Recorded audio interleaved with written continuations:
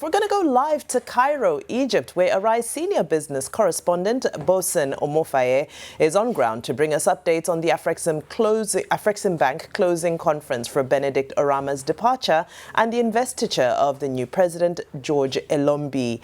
Mr. B, good morning. How is Cairo today?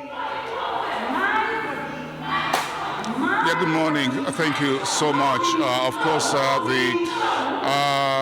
what you call the opening event is going on with some stage presentations being done behind me. Quite a very big day for Benedict Orama. Today, curtain firmly falls on 32 years of Benedict Orama as the head of the African Export-Import Bank. And of course, tomorrow we'll have the investiture of Dr. George Elombi, who will become the new president of Afreximbank over the next 5 years.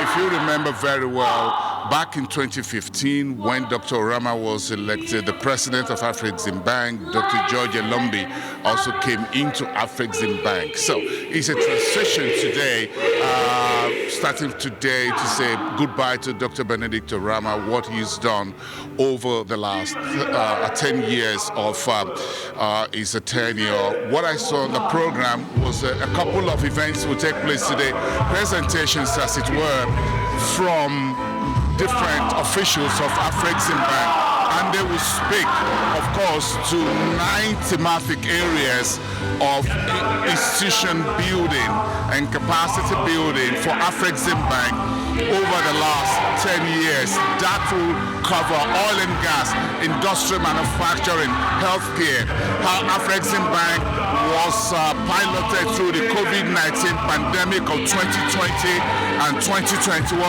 annual meetings were cancelled during those 2 years as well. How the President Orama and the rest of his team navigated that. That will also be in discussion today. Then, of course, we're expected to hear from Dr. Orama himself in a closing remarks later in the day.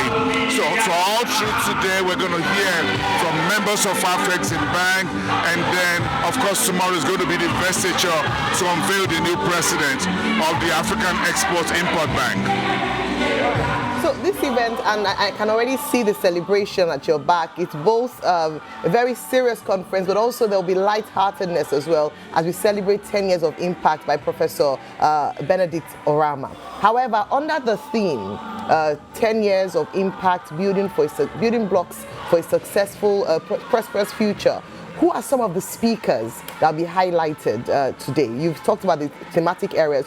Who are those to watch out for in terms of the speakers today? Well, of course, as you can expect, the presentation is so noisy. But of course, we all know that Orama has led the bank through a very difficult period.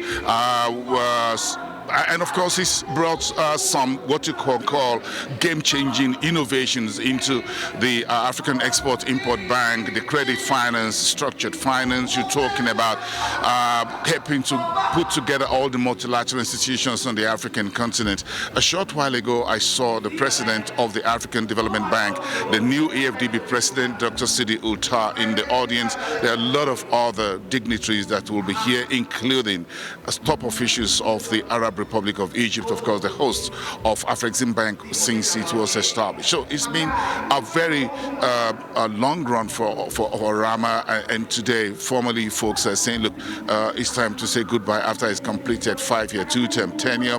A few minutes ago, I spoke with the executive chairman of the African Energy Chamber from South Africa, NJ Ayuk, and he has very good words about Benedict Orama, who is departing as the president of Afreximbank, about how much President Orama has supported Africa's push for energy independence, for energy transition, for just energy transition for Africa.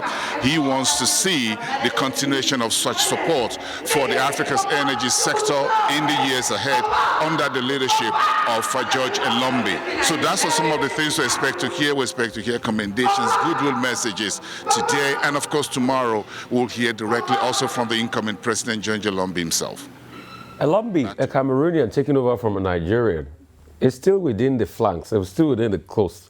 I don't want to plot history now, but if you go way back historical, you'd see that at some point, the likes of NDs of this world had to have a plebiscite for a portion of Cameroon to leave Nigeria, and the conversation about Bakassi. So what will this still do for us here? And a Lombe tenure, I mean.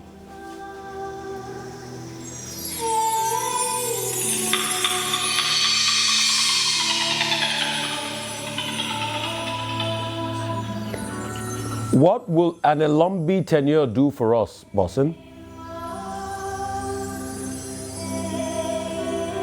Well, quite a number of what Orama has done is to support different countries in Africa in terms of interventions. For example, countries that went through some of the pains of the COVID-19 pandemic, countries who were going through sanctions before, like Zimbabwe, interventions that have supported countries in need, including climate change issues, such as Zambia, in Southern Africa, Malawi, for example.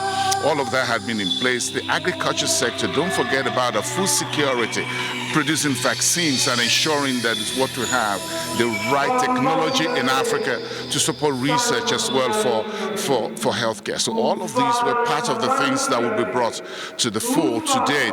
And of course, Investiture himself will be well remembered as a very charismatic leader of the African Export-Import Bank.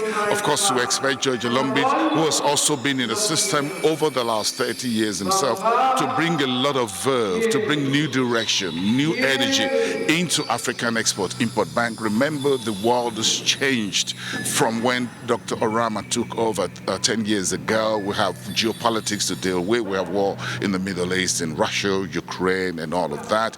We've got to deal with trade and tariffs. So the world's changed dramatically, as it were. So the Afreximbank would also need to go back to sit on the drawing board. George Lombard would have to sit down and speak with the team and see what new thinking, what new innovations, initiative will be brought to bear on the new world that we currently face, and how to position Africa's trade, investment, finance, industry, structure, the banking sector, every sector in between, to ensure that the institution gets a whole lot stronger, carry all the shareholders along, whether they're from the Western world or from Japan and elsewhere, and ensure that, yes, the institution has what it takes to lead Africa forward and remain that particular strong instrument that has been supported over the last 10 years strongly by the African Union itself.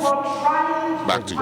Thank you, Boason. Thank you. Bye. All right, Boason, thank you so much. Enjoy your time in Cairo. We look forward to more updates from you.